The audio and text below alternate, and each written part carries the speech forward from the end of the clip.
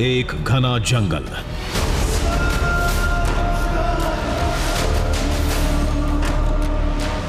जंगल में बेसुध पड़े हम, शरीर बेजान पर दिमाग अशांत। धुंधले से एक ख्याल ने जहन में खलबली मचा रखी थी।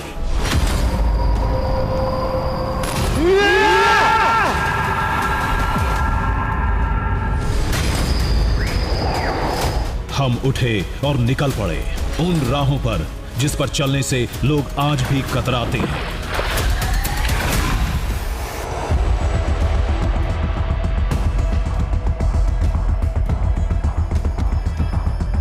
हिंदुस्तान का सड़क मार्ग खत्म हो चुका था और शुरू हो चुकी थी एक गुमनाम नदी के सहारे पुराणों के एक बहुत बड़े प्रमाण की तलाश, जो 9000 साल पुरानी कथाओं को सच साबित करने वाले थे।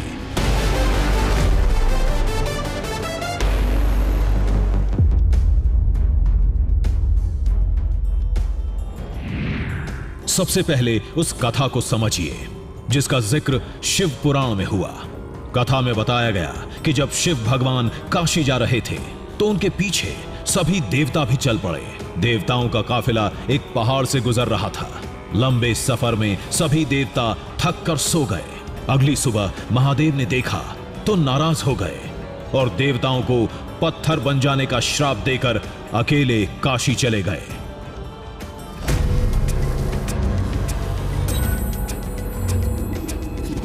पुराणों में उस जगह को रघुनंदन पर्वत कहा गया है और जिस मार्ग से देवता धरती लोक में उतरे थे उसे धरती में देवलोक का द्वार, यानी एक रास्ता जो धरती को देवलोक से जोड़ता था।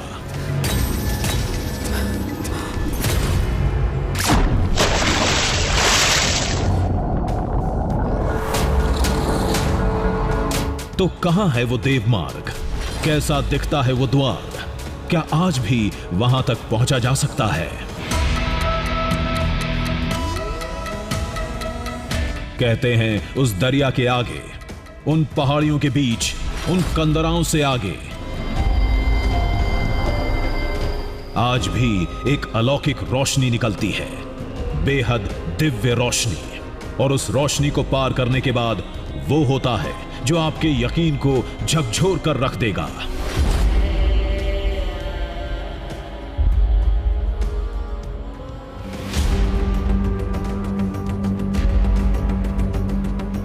हमारे आज के दृश्यम की खोज में हम पहुंच चुके हैं भारत के तीसरे सबसे छोटे राज्य त्रिपुरा में।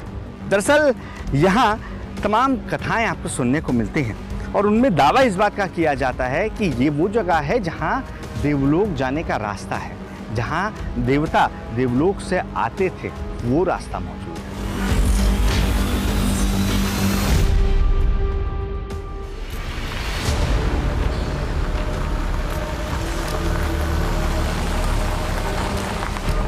देवलोक की उस दहलीज को खोजने के लिए हमें शुरुआत वहीं से करनी थी जहां से शिव पुराण की कथा शुरू हुई थी, यानी रघुनंदन पर्वत। त्रिपुरा के लोगों ने बताया पुराणों का रघुनंदन पर्वत ही आज का ऊनाकोटी है। ऊनाकोटी जो हिल है इसका पहले नाम था रघुनंदन पहाड़। ऊनाकोटी में बहुत सारा, मतलब एक वन करोड़ देव देवियों का मूर्ति उधर पूरा हिल में है। ऊनाकोटी मतलब त्रिपुरा के छोटे से कस्बे कैलाश शहर से 10 किलोमीटर दूर एक हिल एरिया।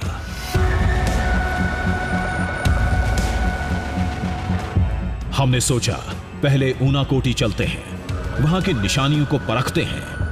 दावे के मुताबिक जिस रास्ते चलकर देवी देवता रघुनंदन पहाड़ पहुंचे थे उस राह पर वापस चलते हैं। देवलोक का द्वार न सही, शायद कोई और अद्भुत दृश्य ही देखने को मिल जाए।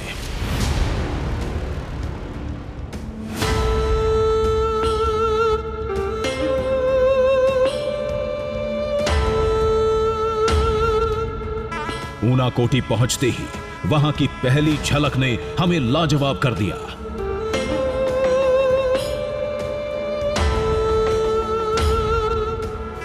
पर्वतों की बड़ी चट्टानों पर देवी देवताओं की विराट प्रतिमाएं बनी थीं।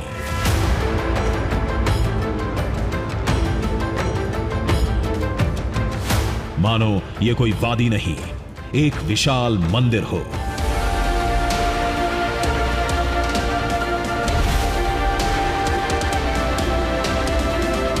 ऊनाकोटी की सबसे बड़ी मूर्ति शिव शंकर की है।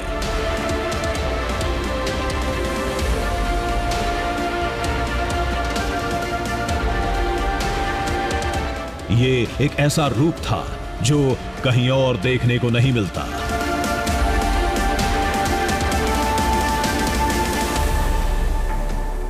देखिए, अब हम उस जगह पर पहुंच चुके हैं जो ऊनाकोटी की पहचान है। ये मूर्ति आप देख रहे हैं, ये तकरीबन 20 से 30 फीट ऊंची यहाँ नजर आ रही है और इतनी खूबसूरती से उकेरी गई है कि इसका कोई जवाब नहीं है। कानों में कुंडल है, इसके अलावा सर से गंगा की धार फूट रही है और जटाएं इन पहाड़ों में कहाँ तक जाती हैं वो यहाँ खड़े होकर देख पाना संभव नहीं है। मैं पीछे भी होकर देखता हूँ तो ज़्यादा दूर तक नहीं देख सकता हूँ। ये इस पहाड़ के ऊपर तक जाती हैं। जैसा शिव जी का वर्णन पुराणों में है, ठीक वैसी ही आकृति यहाँ पर उकेरी गई है। और एक तरीके से आप कहते हैं कि जब भी ऊनाकोटी का जिक्र आता है तो आप इसी मूर्ति का दीदार करते हैं। यही तस्वीर आपने हर जगह देखी है।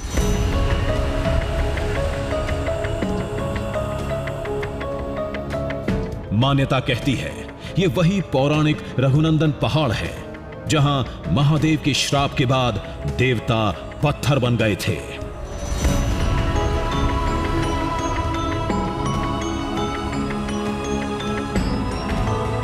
उसी मान्यता के मुताबिक चट्टानों पर बनी ये आकृतियां कुछ और नहीं, उन्हीं देवी देवताओं का एक रूप है।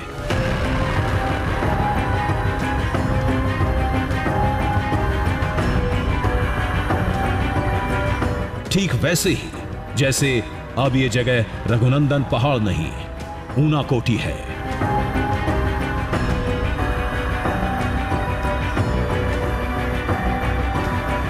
यहाँ जहाँ तक आप नजर डालते हैं हर एक पत्थर पर एक अलग आकृति नजर आती है और लोगों का तो ये मानना है कि ये सिर्फ इसलिए है क्योंकि भोले शंकर ने जब सुबह उठने के लिए कहा था और तमाम देवी देवता सुबह सूर्योदय के पहले नहीं उठे तो उन्होंने गुस्से में आकर सबको पत्थर में तब्दील कर दिया था।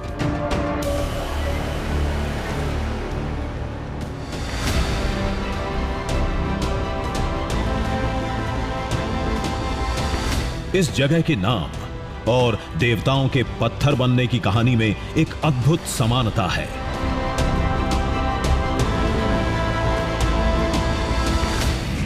पौराणिक कथा के मुताबिक भगवान शिव के साथ कुल 1 करोड़ देवता काशी जा रहे थे। भगवान शिव चले गए, फिर कितने बचे?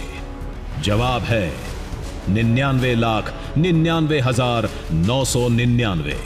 और ऊनाकोटी का भी यही मतलब है, 1 करोड़ में 1 कम।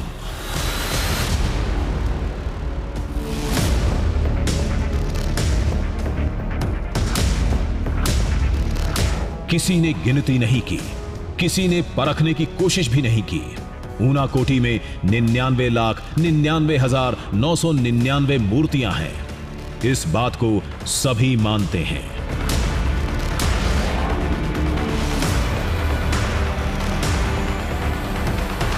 देखिए, ऊना मतलब 1 कम, कोटि मतलब करोड़, यानी 1 करोड़ से 1 कम। और जब आप यहाँ पर खड़े होंगे तब आपको इसकी भव्यता देखकर समझ में आएगा कि आखिर क्यों इसे ऊनाकोटी कहा जाता है। यहाँ जहाँ तक आप नजर डालते हैं हर एक पत्थर पर एक अलग आकृति नजर आती है और लोगों का तो ये मानना है कि ये सिर्फ इसलिए है क्योंकि भोले शंकर ने जब सुबह उठने के लिए कहा था और तमाम देवी देवता सुबह सूर्योदय के पहले नहीं उठे तो उन्होंने गुस्से में आकर सबको पत्थर में तब्दील कर दिया था। और तब से लेकर अब तक इन पत्थरों के रूप में वो तमाम देवी देवता 99,99,999 देवी देवता यहाँ इस तरीके से विराजमान है।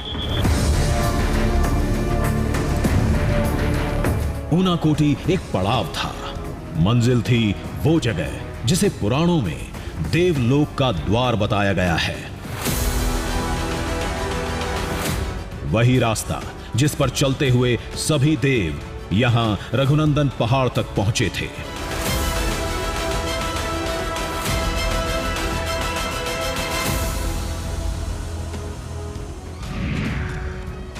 उस पौराणिक मार्ग को आज के नक्शे पर खींचा जाए तो वो रास्ता ऊनाकोटी से 170 किलोमीटर दूर छबीमुड़ा तक जाता है।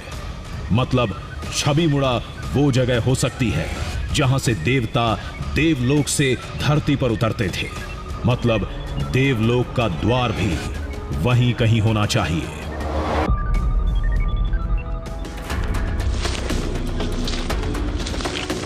हम एक पौराणिक पहेली को सुलझाने ऊनाकोटी से छबीमुड़ा रवाना हो गए थे।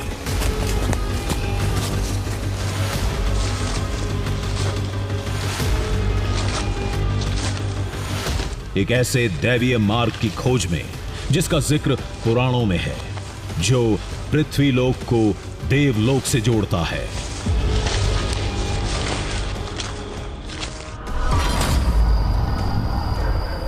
कहते हैं उस जगह से आज भी दिव्य रोशनी निकलती है। एक बहुत तेज प्रकाश फूटता है जिसे आज तक कोई पार नहीं कर पाया।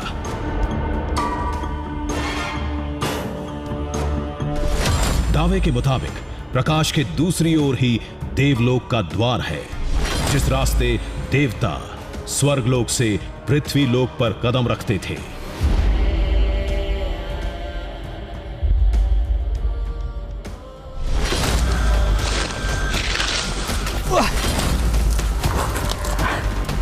ख्वाब के चक्कर में रास्ते का ख्याल भूल गए और नतीजा खतरनाक निकला।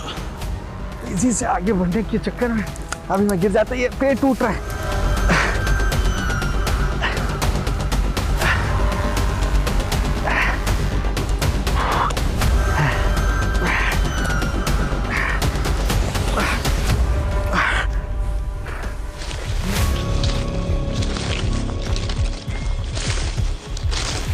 छबीमुड़ा जाने का सड़क मार्ग भी है, लेकिन हमने वही कच्चा रास्ता पकड़ा था जिसका जिक्र पौराणिक ग्रंथों में मिलता है।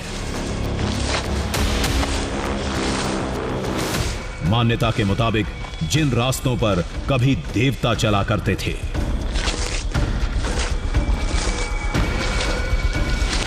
ये इतना घना जंगल है कि आपको कुछ फीट से ज्यादा दूर का नजर नहीं आता। और तो और यहाँ ऊपर नीचे स्थिति बहुत ज़्यादा है।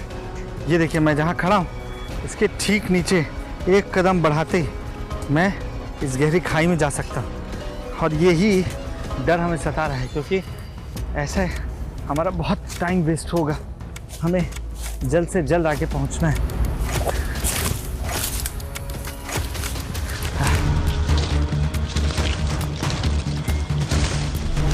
लड़ते, एक सेकेंड, भिड़ते,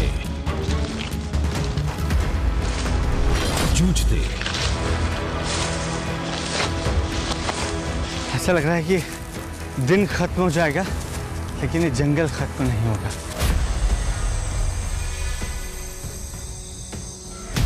हर कठिनाई से दो दो हाथ करके हम जंगल के सबसे घने हिस्से की तरफ बढ़ते जा रहे थे।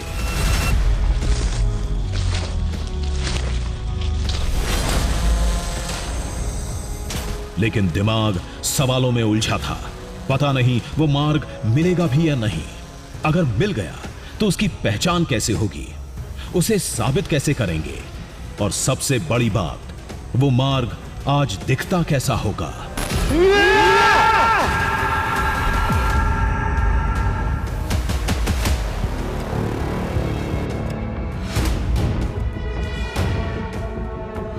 हमें एक नदी की तलाश थी।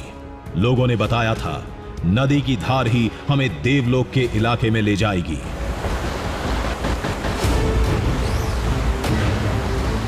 वहाँ पर पहुँचना मुश्किल है, नहीं पहुँच सकते आप वहाँ पर। पानियाँ हैं और बीच में पहाड़ है। पहाड़ों के कारण आप पहुँच नहीं सकते वहाँ पर। घने जंगल हैं, बहुत बड़े बड़े, तो बीचों से आता है नदी, तो उस नदी को क्रॉस करके वहाँ पर जाना बहुत मुश्किल है। हमसे कुछ ही दूरी पर एक नदी बह रही थी।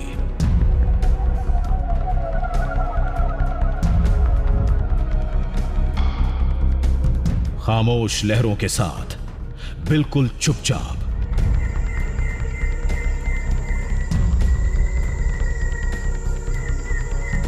पूरा इलाका निर्जन था, हर तरफ सन्नाटा पसरा था। इस पर यह शांत नदी, कहीं ये किसी तूफान से पहले की शांति तो नहीं थी।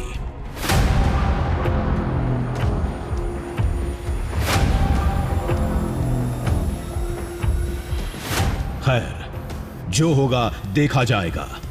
अभी तो इस नदी के सहारे आगे बढ़ने की चुनौती थी।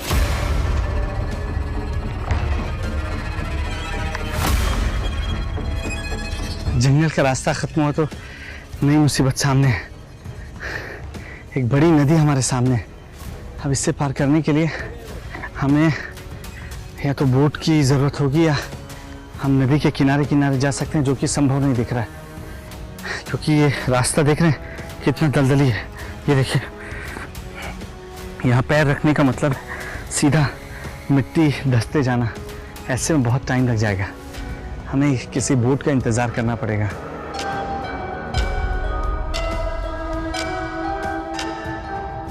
इस बियाबान में नाव कहां से मिलेगी? नदी किनारे दलदल का खतरा नहीं होता तो पैदल ही निकल जाते।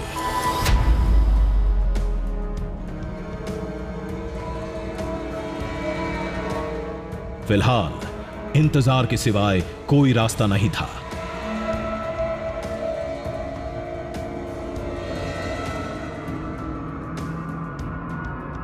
तभी दूर एक नाव दिखाई दी। एक सेकंड, कोई दिखाया जाए। एक सेकंड, आओ इधर आओ। कोई बोट है, कोई मछुआरे की बोट है। हेल्प भैया! उस पर सवार कुछ लोग शायद किनारे उतर रहे थे।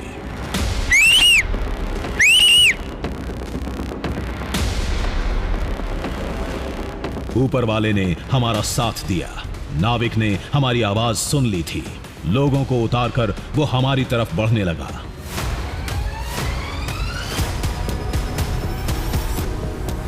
अब आइए आइए, हेल्प मिल गई हमको।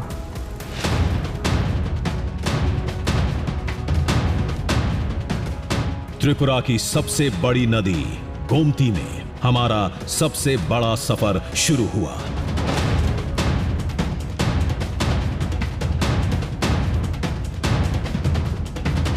दोनों तरफ हरे भरे घने जंगल और बीच में ये शांत नदी।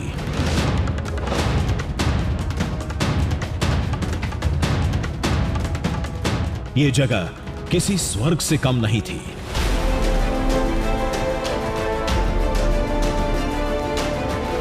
लेकिन हम देवलोक के उस रास्ते की तलाश में निकले थे जिसका जिक्र पुराणों में है, जिसकी खोज में हम त्रिपुरा के इस बियाबान में कई घंटों से भटक रहे थे।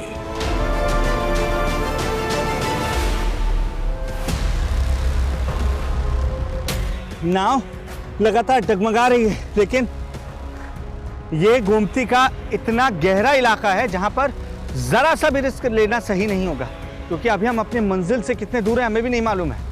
शायद ये भाई साहब भी नहीं जानते जो हमें लेकर जा रहे हैं कि आखिर हमें उस द्वार तक पहुंचने के लिए कितना सफर तय करना है जहां से रास्ता जाता है सीधा देवलोक के लिए, जो एक कड़ी के रूप में काम करता है पृथ्वीलोक और देवलोक के बीच में, जिसकी मान्यता यहाँ लोगों की जुबान पर आप कई बार सुन चुके हैं। बहरहाल उम्मीद यही है कि जल्द से जल्द ना सिर्फ हम वहां पहुंचेंगे बल्कि वहां का दृश्य भी हम आपको दिखा पाएंगे।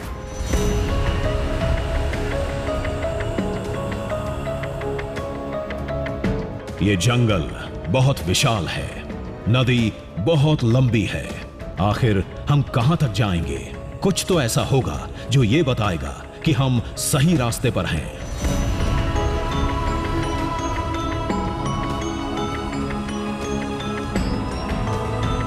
लोगों ने एक पहचान बताई थी जहां से नदी किनारे पहाड़ों पर ऊनाकोटी की तरह लंबी चौड़ी मूर्तियां दिखने लगे। समझिए, आप देवलोक में प्रवेश कर गए हैं।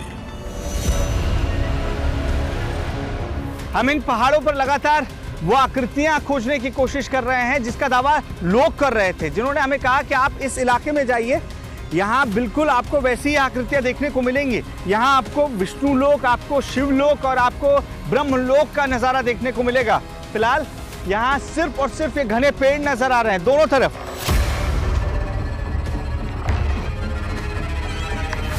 नदी, पहाड़ और जंगल का ये दृश्यम लाजवाब था, लेकिन हमारे लिए ये सब बस दिल बहलाने के लिए था।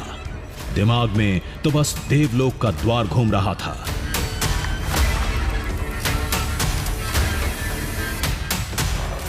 वो है क्या? तेज तेज तेज, वो है क्या? जल्दी चलिए, जल्दी जल्दी। दूर पहाड़ों पर एक आकृति दिखी। मुझे लग रहा है कि दूर से जो आकृति दिख रही है ये वही है जिसका जिक्र लोग कर रहे थे। हमारा अंदाजा सही निकला। यहां एक दो नहीं, चट्टानों पर कई दैवीय आकृतियां थीं।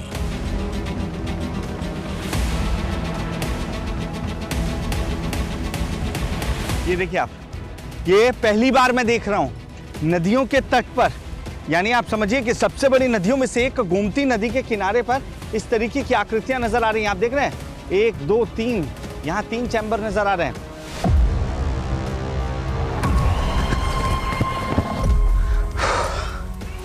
ये वही आकृतियां थीं जिसका जिक्र लोगों ने किया था।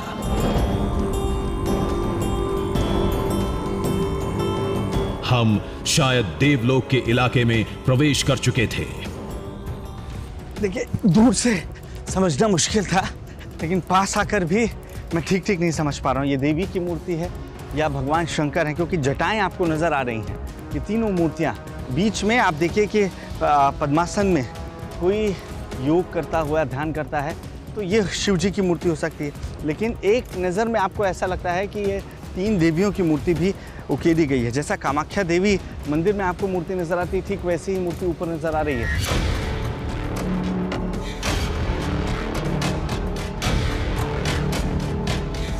फिर से दैवीय आकृतियों के दिखने का सिलसिला शुरू हो गया। मतलब हम सही रास्ते पर थे।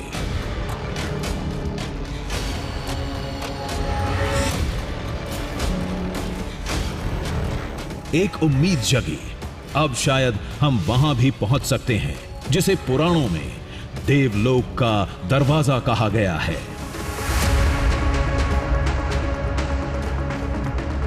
तभी नदी किनारे पेड़ों के झुरमुट से कुछ दिखा। ओह, ये मूर्ति है क्या? ये दुर्गा मां है? दुर्गा मां है। बहुत ही शानदार, बहुत ही बड़ी मूर्ति है यहाँ पर।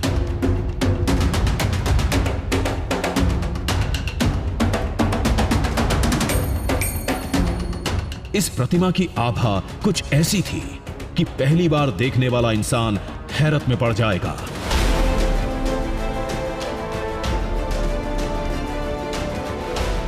बहुत ही लाजवाब कर देने वाला दृश्यम था ये। एक बड़े चट्टान पर देवी दुर्गा की कई फीट लंबी प्रतिमा उकेरी गई थी, 30 फीट से भी लंबी। हम खुद को रोक नहीं पाए, कदम बरबस ही खींचते चले गए।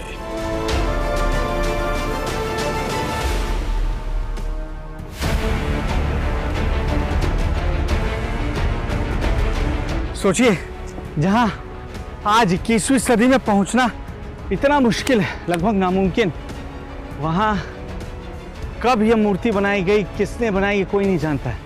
लोगों का तो यही मानना है कि देवता और देवी खुद यहाँ पर जब आए थे, वो पत्थरों में जब तब्दील हुए, तब से लेकर अब तक उनका वास, उनका निवास यहीं है। महिषासुर मर्दिनी, उनके बारे में जो आपने सुना है वो मैं ठीक अपने सामने चट्टानों पर देख पा रहा हूँ। इस खड़ी चट्टान पर कैसे ये संभव है, ये मैं भी सोच रहा हूँ। ये वाकई अद्भुत है।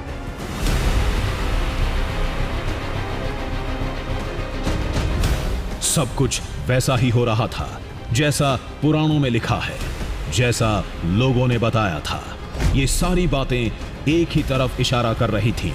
शायद हम अपनी मंजिल के बेहद करीब थे। हम मूर्ति और निहारना चाहते थे। इस दृश्यम को अभी छोड़ने का मन नहीं था। लेकिन हमारे लिए आगे बढ़ना इससे ज्यादा जरूरी था। अब मैं ज्यादा वक्त यहाँ इसलिए नहीं दे सकता हूँ क्योंकि मुझे अब वो गुफा खोजनी है जिसे द्वार कहा जाता है, जिसे वो जरिया बताया जाता है जिसके जरिए देवता देवलोक से पृथ्वीलोक पर आते थे या वापस जाते थे। आगे बढ़ना होगा।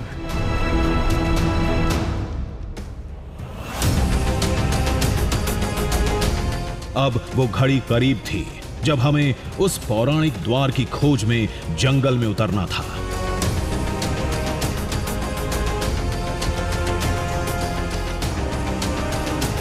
उस इलाके को लेकर लोगों में इतना खौफ है कि नाविक ने भी जाने से मना कर दिया। हमें अकेले ही जाना पड़ेगा।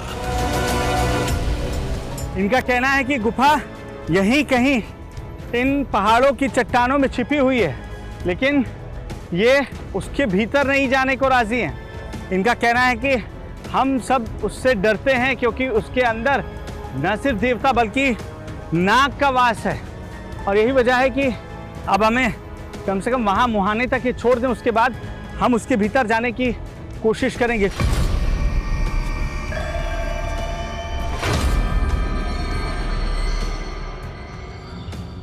नाविक ने बताया, जंगल में दिखने वाली उस रहस्यमयी रोशनी से आगे जो गया लौट कर नहीं आया।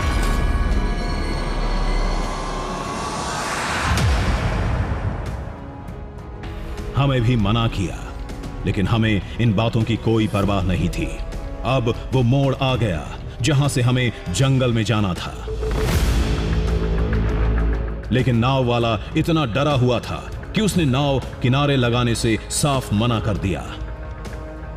अब हमें पानी में कूदने की तैयारी करनी होगी क्योंकि ज़्यादा वक्त हमारे पास है नहीं। यहाँ से गुफा का सफ़र अब हमें पानी पार करके जाना होगा। नाव एक कोने पर रहेगी, दूसरे कोने तक हमें तैर कर जब जाना है तो संभव नहीं कि जूते के साथ जाया जा सके।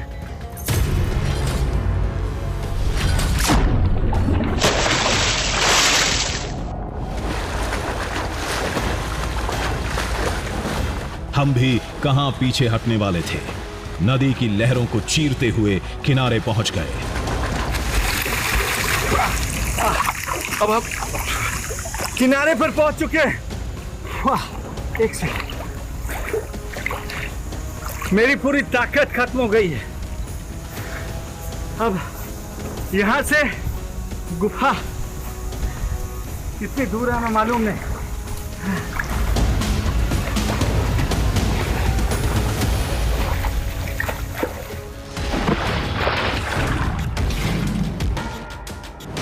हमारे लिए ये कोई नई मुश्किल नहीं थी। ऊपर वाले का नाम लिया और जंगल में कूद पड़े।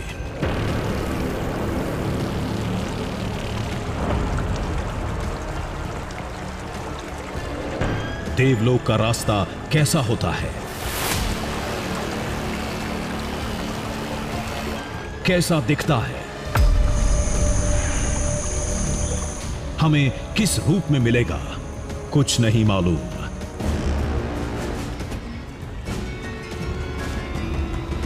बस इतना जानते थे, जंगल के सबसे घने हिस्से में जहां सूरज की रोशनी नहीं पहुंचती, वहां एक तेज रोशनी दिखेगी। अगर उसे पार कर गए तो उसके पीछे वो पौराणिक द्वार मिल जाएगा।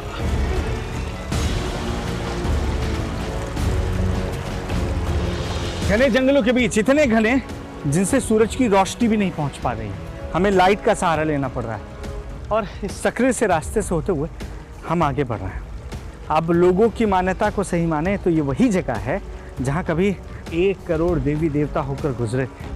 आज उन्हीं रास्तों से आगे बढ़ते हुए हम उस जगह का दृश्य आपको दिखाने जा रहे हैं, जिसके लिए कहा जाता है कि ये देवलोक का रास्ता हुआ करता था, जहाँ से देवलोक तक जाना आसान था, देवलोक से आना संभव था।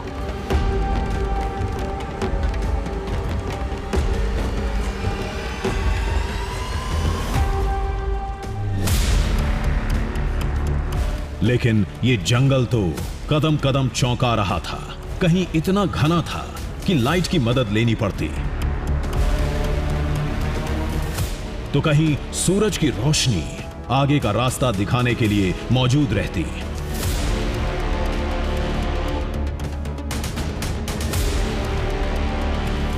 ये वो हिस्सा है जहां पर थोड़ा सा प्रकाश देखने को मिल रहा है और वाकई ऐसा लग रहा है कि एक पैसेज तैयार किया गया था, एक गलियारा आप देखिए जहां से कोई आ जा सके।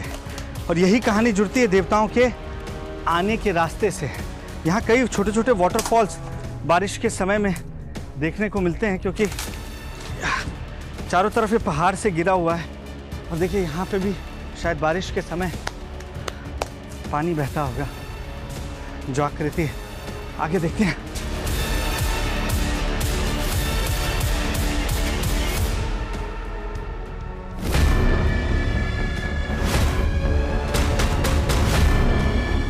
जंगल में रास्ता खोजना जितना मुश्किल होता है, यहां उतना ही आसान होता है भटक जाना।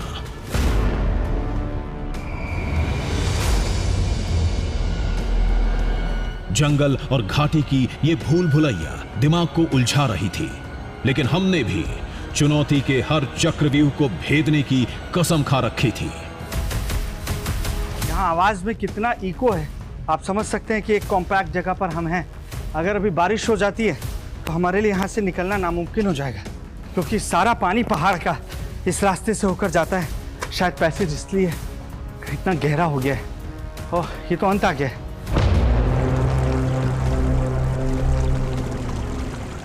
लगा आगे रास्ता बंद था, गौर से देखा तो रास्ता बंद नहीं, तंग था। अजय, दौड़ क्या राइट में, यहाँ से जाना होगा हमको।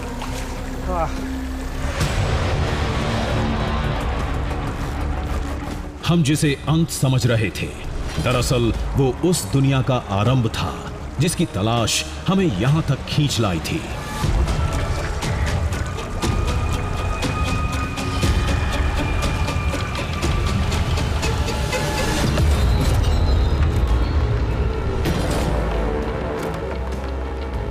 जैसे ही हम अंधेरे से बाहर निकले, हमारे सामने एक चमकता हुआ नजारा था।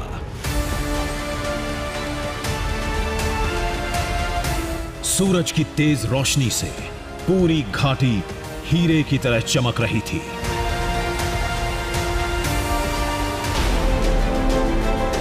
पेड़ों से छनकर आती सूरज की किरणों को नंगी आंखों से देखना मुश्किल था।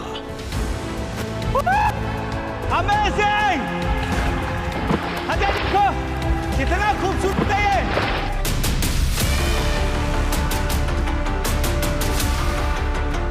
कहीं लोगों ने हमसे इसी जगह का जिक्र तो नहीं किया था। वाकई अद्भुत है ये कैनियंस। ये ऐसी जगह है जहां इससे पहले कोई पहुंचा हो, इसकी गुंजाइश लगभग नहीं के बराबर है।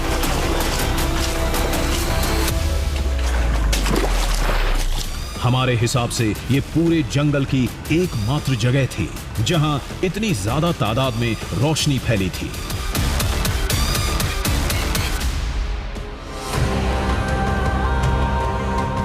पूरी संभावना थी कि लोगों ने इसी जगह के बारे में हमें बताया था। उसके मुताबिक इसके आगे वो रास्ता होगा जिसे देवलोक का द्वार बताया जाता है। देखिए, पहली बार जब हम इस गुफा की खोज में चलना शुरू किए हैं, तब सूरज हमें नजर आ रहा है। आधे रास्ते पर ऐसा लगता है कि बिल्कुल अंधेरा हो चुका है और ये रोशनी हमारी उम्मीदें बढ़ा रही है। आगे चलते रहना होगा। आगे चलते हुए देखते हैं अजय। इस बात में कोई शक नहीं था कि ये जंगल का सबसे शानदार दृश्यम था, जिसे देखने का मौका चंद किस्मत वालों को ही मिला होगा। ये दृश्यम अद्भुत है। लेकिन हमारी मंजिल कुछ और थी। रोशनी से आगे बढ़े तो घाटी तंग होती चली गई। शायद आगे रास्ता भी बंद होगा।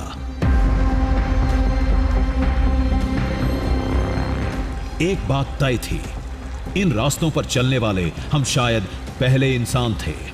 खौफ के मारे किसी ने आगे जाने की जरूरत ही नहीं समझी होगी। यहां कई अनदेखी निशानियां मौजूद थीं।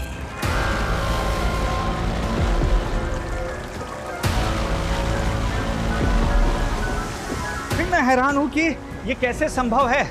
आप सोचिए, जहाँ पहुँचना मुमकिन नहीं वहाँ पर ये तमाम आकृतियाँ देखने को मिल रही। हो सकता है ये पानी के रिसाव से बनी हो, लेकिन देखिए बिल्कुल हूबहू शेषनाग की आकृति।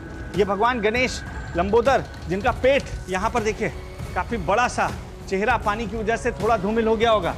और आगे गुफा में ऐसे कौन कौन सी तस्वीरें हैं? क्या ये वही रास्ता है जो स्वर्ग लेकर जाता है, जहाँ से देव आते थे, जहाँ से देव जाते थे? क्या वहाँ हम पहुँच पाएंगे? लोगों के मुताबिक जहां दिव्य रोशनी दिखती है उसके आगे रास्ता खत्म हो जाता है। जहां रास्ता खत्म होता है वहीं वो कड़ी है जो पृथ्वी लोक को देवलोक से जोड़ती है। और ये रास्ता जहां खत्म हुआ वहां हमारे सामने एक गुफा थी। तो क्या वो दिव्य रास्ता इसी कंदरा में है जहां से देवता धरती पर उतरते थे?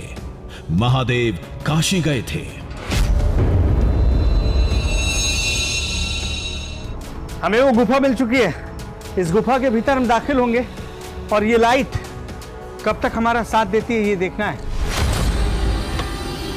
यहाँ पानी देखिए मुहाने पर ही। वो कंदरा में पहला कदम मजबूती के साथ रखा, लेकिन दिल तेजी से धड़क रहा था।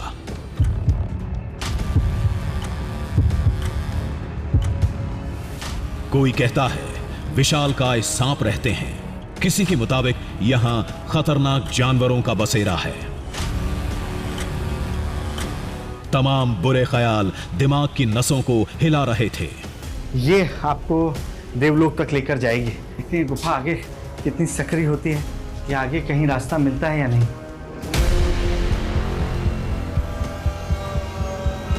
आगे जाना खतरे से खाली नहीं था, लेकिन कहानी को अंजाम तक पहुंचाए बगैर हम भी कहां मानने वाले थे। आगे गुफा का रास्ता दो हिस्सों में बंट गया। एक तो पूरी तरह पानी में डूबा था। लोगों की मान्यता यह है कि इनमें से एक रास्ता पाताल लोक के लिए जाता है, जबकि जो दूसरा रास्ता आप देख रहे हैं शायद ये हो, या क्या पता यही रास्ता हो, वो आपको यहाँ से देवलोक के लिए लेकर जाएगा। लेकिन रास्ते बेहद तंग हैं, यहाँ जाना संभव ही नहीं है अब इसके आगे। रास्ता कैसा भी हो, लोग कुछ भी कहते हो, पूरी कोशिश करना हमारी जिम्मेदारी थी।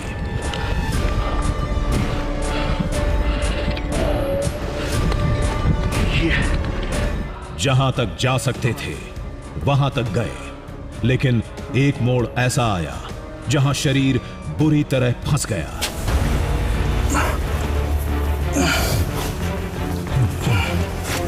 आगे बढ़ना अब नामुमकिन था और हम उस जगह से बाहर निकल आए।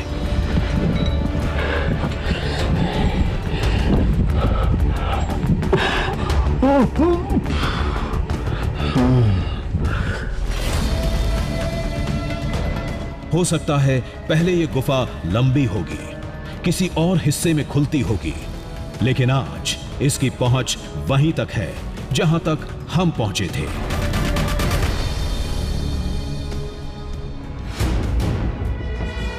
अब बारी उन सवालों की थी जिनकी वजह से हमने ये खोज शुरू की थी। अद्भुत और विराट प्रतिमाओं की वजह से ऊनाकोटी और छबीमुड़ा को देवलोक कहा जाता है, लेकिन एक हकीकत यह भी है कि देश और दुनिया में ऐसी कई जगहें हैं जहां शिलाओं में देवी देवताओं को तराशा गया है, जैसे कंबोडिया का अंकोर वाट मंदिर। लेकिन एक फर्क है, बाकी जगहों का एक लिखित इतिहास है, लेकिन ऊनाकोटी और छबीमुड़ा को लेकर एक लंबी रहस्यमयी चुप्पी है, और यही फर्क इसे बाकी जगहों से अलग करता है। लोग इसे देवी देवता से जोड़ देते हैं।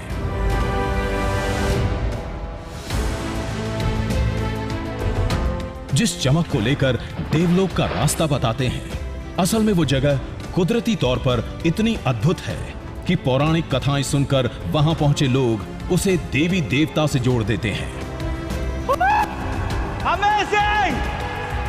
ये दृश्यम अद्भुत है। कहा तो यहां तक जाता है कि महादेव, जिनका एक और नाम त्रिपुरारी है, उन्हीं की वजह से त्रिपुरा का नाम पड़ा। त्रिपुरारी किसका नाम? त्रिपुरारी शिव का नाम है। ये का त्रिपुरा शिव का राज्य है वो भाई। ये त्रिपुरा राज्य शिव का राज्य है वो भाई।